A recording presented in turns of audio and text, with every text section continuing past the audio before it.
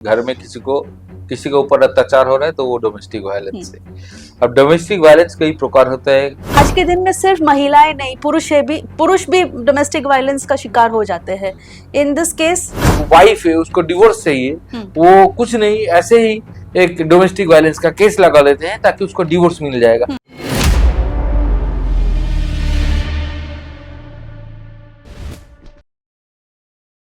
नमस्ते, the legal review फिर से हम हाजिर है आज एक नए टॉपिक के साथ।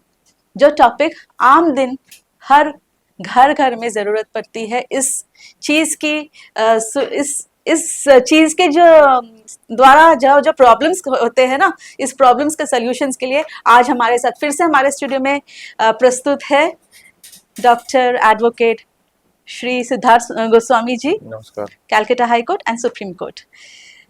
तो आज का हमारा टॉपिक है डोमेस्टिक वायलेंस। तो domestic violence as you know is like in every house everywhere. तो what exactly is domestic violence, Siddharth ji, अगर आप समझाएं हमारे दर्शकों को। देखिए, जो वर्ड है डोमेस्टिक वायलेंस, उससे ही पता चलता है कि घर में किसी के ऊपर अत्याचार हो रहा है तो वो डोमेस्टिक वायलेंस है। अब डोमेस्टिक वायलेंस कई प्रकार होता है, किसी के साथ भी हो सकता है। तो it relates to basically any form of abuse or harm. It may be physical, it may be emotional, it may be sexual, it may be verbal, it may be economical. तो which is committed by one person upon another. तभी domestic violence जो है वो mainly जो हमारे भारत में जो प्राविधान है उसमें क्या है, डोमेस्टिक वायलेंस सिर्फ वुमेन का ही प्राविधान कवर अप किया हुआ है। तो कोई भी औरत के ऊपर अगर कोई जबरदस्ती होता है, अगर कोई वायलेंस होता है, मारपीट होता है, शारीरिक अत्याचार होता है, मानसिक अत्याचार होता है, कोई एक्सटॉर्शन होता है, कोई मॉनेटरी दबाव आता है उसके ऊपर, तो ये सब चीज डोमेस्टिक वायलेंस के अंतर्गत आते हैं। तो ये जब डोमेस्टिक वायलेंस है, इसका प्रभाव परिवार के सदस्यों पर कैसा पड़ता है? देखिए, डोमेस्टिक वायलेंस का तो प्रभाव क्या पड़ेगा, डोमेस्टिक वायलेंस का तो प्रभाव उसी पे पड़ेगा जो विक्टिम है। परिवार में क्या पड़ेगा, कोई हस्बैंड आया है दारू पी के अपने बीवी को पीट रहा है, तो उसको तो क्या है, वो दूसरा दिन वो सुबह उठेगा वो तो भूल ही जाएगा। लेकिन जो दिन ब दिन पीड़ित महिला जो दिन ब दिन उसको झेल रही है, जो टॉर्चर्ड हो रही है, तो उसके ऊपर एक मानसिक दबाव होता है। एक टाइम के बाद साइकोलॉजिकल ब्रेकडाउन होता है, कभी कभी सुसाइड भी कर लेते हैं। पर उससे तो फैमिली में भी लाइक अभी जब बच्चे हैं, सीनियर्स है, उन पे भी तो इस चीज का प्रभाव पड़ता होगा। प्रभाव तो सभी में पड़ेगा। आप डोमेस्टिक वायलेंस आज के दिन में सिर्फ ये कोई मैरिड वुमेन या कोई बच्ची उस पे कन्फाइंड नहीं है। जैसे कि सपोज सोच लीजिए, ये तो है गाँव बहुत सारी साइड में डाउरी के रिलेटेड वो जो लड़ाई होता है, घर में अब्यूज होता है, टॉर्चर होता है, मेंटल एगोनी होता है, सब कुछ है। लेकिन आजकल ये भी दिखा जाता है कि अपना जो बच्चा है, बेटा है, वो अपने माँ पे टॉर्चर कर रहा है कि बच्चे का जो वाइफ है वो आके घर में अपने सास पे या मम्मी पे जो वायलेंस कर रहे हैं, तो even she can take recourse of domestic violence. So domestic violence का भी एम्बिट बहुत बड़ा है। तो ये डोमेस्टिक वायलेंस के जो सर्वाइवर, जो विक्टिम्स है, इनके लिए क्या सुविधाएं, क्या सेवाएं, लाइक कैसे सहयोग पा सकते हैं लोग? देखिए, डोमेस्टिक वायलेंस में अगर कोई महिला को लगता है कि वो डोमेस्टिक वायलेंस की शिकार है, तो वो बहुत सारे चीज कर सकते हैं। वो जाके लोकल पुलिस स्टेशन में कंप्लेन कर सकते हैं। वो चाहे तो इमरजेंसी पुलिस का जो नंबर है 100 डायल कर सकते हैं, जिसमें तुरंत पुलिस आ जाएंगे घर में। इसमें कोई चिंता करने का कोई जरूरत नहीं है। वो चाहे तो मैजिस्ट्रेट के सामने जाके कंप्लेन कर सकते हैं, और वो चाहे तो कोर्ट में भी केस कर सकते हैं। एंड ये डोमेस्टिक वायलेंस को रोकने के क्या क्या तरीके हैं? देखिए, डोमेस्टिक वायलेंस के रोकने के लिए ही तो लॉ है, तो इसके लिए आपको तो जाना पड़ेगा कोई अथॉरिटी के पास। वो पुलिस अथॉरिटी होगा, चाहे आपका जो माने कोर्ट होगा। आप जाइएगा तो उस पे स्पेसिफिक सेक्शन है 498 के अंदर आपका पिटिशन फाइल कर सकते हैं। और जो माने police station, local police station जहाँ पे आप कंप्लेंट किए हैं, वो कंप्लेंट का इन्वेस्टिगेशन होगा। इन्वेस्टिगेशन के बाद एफआईआर होगा, और फिर चार्जशीट सबमिट हो जाएगा, अरेस्ट होगा। और अगर कोई महिला के ऐसे लगते हैं कि हमने जाके कंप्लेन कर दिया हो तो मेरे ऊपर उल्टा टॉर्चर होगा कि मेरे ऊपर दबाव ज्यादा बढ़ जाएगा, कि प्रेशर होगा। तो ऐसे कुछ नहीं है, तो पुलिस का असिस्टेंस पूरा मिलते हैं और पुलिस का तुरंत हाथों हाथ घर में जाके पूरा इंक्वायरी होता है। और जो वुमेन कमीशन भी है, वुमेन कमीशन में भी अगर कंप्लेंट होता है तो वुमेन कमीशन से भी जाते हैं वो लोग, जाके पूरा टोटल अपना सर्वे करते हैं, रिपोर्ट तैयार करते हैं, उसके बेसिस पे वो रिपोर्ट सबमिट करते हैं। और अगर कोई महिला को लग रहा है कि उनको पैसा नहीं मिल रहा है, कि वो अपना केस नहीं कर पा रहा है, कि उसको पता नहीं चल रहा है कहाँ पे जाना है, कि कितना खर्चा हो रहा है, कि उसको घर से निकाल दिया है तो उसको वो जो माने गुजारा करेगी तो उसको कहाँ रहेगी। आज के दिन में सिर्फ महिलाएं नहीं, पुरुष भी डोमेस्टिक वायलेंस का शिकार हो जाते हैं। इन दिस केस बिल्कुल सही बोल रहे हैं, पुरुष भी डोमेस्टिक वायलेंस का शिकार आज का दिन में 100% होता है। बहुत सारे महिला भी है जो मालाफिडे इंटेंशन के साथ शादी करते हैं। देखा जाता है 3-4 शादी हो चुका है जो अलाउड नहीं है अपने कानून में, हिंदू मैरिज एक्ट में भी अलाउड नहीं है, कहीं भी अलाउड नहीं है। बिना डिवोर्स का पॉलीगमी इंडिया में अलाउड नहीं है, कोई भी रिलीजियन हो। तो वो देखा जाए तो फिर वो अब्यूज करते हैं मेल पार्टनर को भी। लेकिन बहुत unfortunate, it is very unfortunate in a country like India कि आज तक ऐसे कोई स्पेसिफिक लॉ नहीं है जो मेल का जो प्रोटेक्शन है उसको देख पाए, या मेल भी कोर्ट में जा सके या पुलिस स्टेशन जा सके under the provision of the complaint lodge like person. some days before I heard about some person in related to my friends circle कि उस बंदे की शादी हुई, like they were a Punjabi family, they got married, उनकी शादियां तो like दिन के टाइम हो जाती है, शाम के टाइम विदाई होकर this lady, like the girl whom he got married, she came home and within 1 hour like अपने घर पर अंदर जाती है, खुद का ये सामान इधर उधर बिखर कर, फिर उसने अपने आप पर उस पर डोमेस्टिक वायलेंस का एक आरोप लगाया and she claimed the next day for divorce. Is this possible? Is this happen? It can be possible.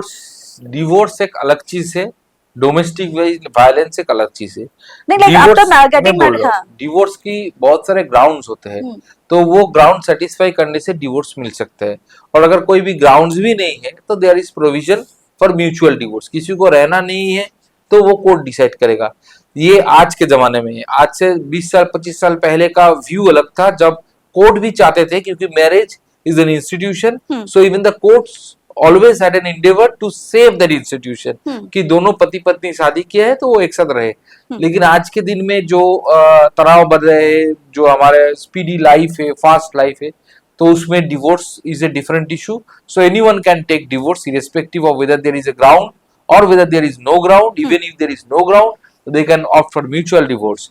Now problem is जो डोमेस्टिक वायलेंस है, सपोज डोमेस्टिक वायलेंस का एक महिला ने जाके केस कर दिया। अभी इंडिया में क्या है, बहुत सारे वकील के अंदर भी ऐसे है कि भाई हम डोमेस्टिक वायलेंस का केस कर देते तब जाके डिवोर्स मिल जाएगा। या कोई वाइफ है उसको डिवोर्स चाहिए, वो कुछ नहीं ऐसे ही एक डोमेस्टिक वायलेंस का केस लगा देते हैं ताकि उसको डिवोर्स मिल जाएगा। हाँ बिल्कुल, डोमेस्टिक वायलेंस का केस लगाएगा, हस्बैंड का अरेस्ट वारंट मैंने अरेस्ट हो, हस्बैंड अरेस्ट हो जाएंगे, उसका शायद सास भी अरेस्ट हो जाएगा, तो एक दबाव में रहेगा, प्रेशर रहेगा, बेल लेना पड़ेगा। फिर दवा में आके बहुत सारे टाइम में हस्बैंड को जो है वो बोलते हैं कि ठीक है भाई हम डिवोर्स दे देते हैं।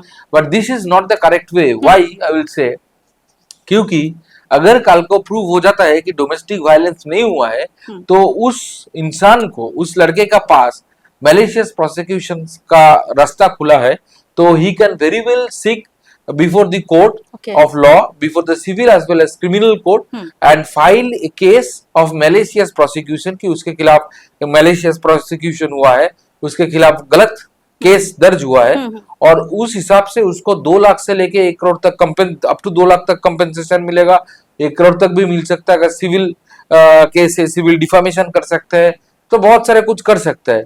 और सुप्रीम कोर्ट का बहुत सारे रिसेंट जजमेंट्स भी है जिसमें सुप्रीम कोर्ट का डायरेक्ट ऑब्जर्वेशन है कि 498 is often misused in cases of divorce.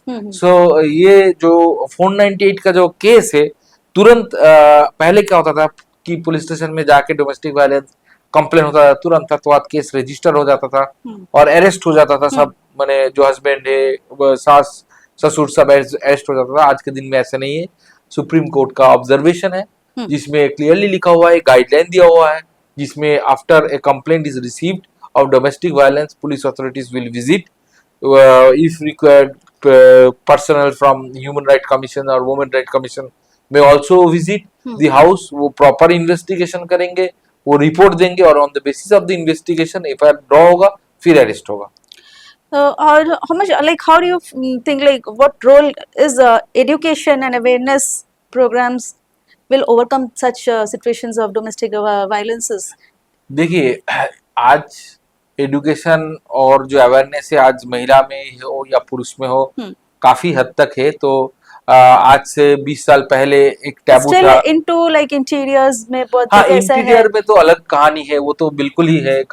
देखिए, ये तो हम we can not deny the fact that India is over populated है। इतना ज्यादा अपने देश में जनसंख्या है, तो बहुत सारे अभी भी ऐसे ऐसे लोकेलिटीज है, पॉकेट्स है जहाँ पे पीपल्स आर इलिटरेट और अनएडुकेटेड। और कभी कभी ऐसे भी होता है कि एडुकेटेड है लेकिन उनका मानसिकता पुराना जमाने का है। जैसे बहुत सारे गाँव साइड में है जो एडुकेटेड है लेकिन उनका विचारधारा अभी भी पुराना जो कस्टम्स है वो उसके साथ जुड़ा हुआ है। तो वो अभी बहुत कम है। मैंने if you compare it with metropolitan cities, मुझे लगता है आज से 10-15 साल और 20 साल बाद शायद शादी कम होगा। एग्जैक्टली ये शादी नाम का जो एक बर्डन हाँ, ये लगता है लोगों पर, बिल्कुल। It's like just burden for us because there is a ego clashing between both the partners nowadays. It's too much like in this. तो उसका भी एक दूसरा रीजन है। आप देखिए कि human beings we are social animals और it's a fact that humans are polygamous. So to cut it down, marriage is an institution. Marriage institution क्यों फॉर्म है? Marriage is an institution to socialise human being, ताकि human being are more rational कि भाई तुम्हारा एक बीबी है, तुम उसके साथ खुश रहो, जिंदगी गुजारो, आपका बच्चा होगा जो भी होगा तो you proceed further. This is how life I mean continues. तो क्या है, समाज में एक बैलेंस मेंटेन हुआ रहेगा। तो इसलिए कोर्ट का हर वक्त एंडेवर रहता है to save this institution of marriage. But if मैंने थिंग्स आर रॉन्ग, अगर ऐसे डोमेस्टिक वायलेंस चलते रहेंगे, फॉल्स केसेस होते रहेंगे, तो हाँ बिल्कुल आप जैसे बोल रहे हैं, आप 10-15 साल 20 साल 50 साल बाद तो शायद कोई शादी नहीं करेगा। Everyone will go to live together and all this things.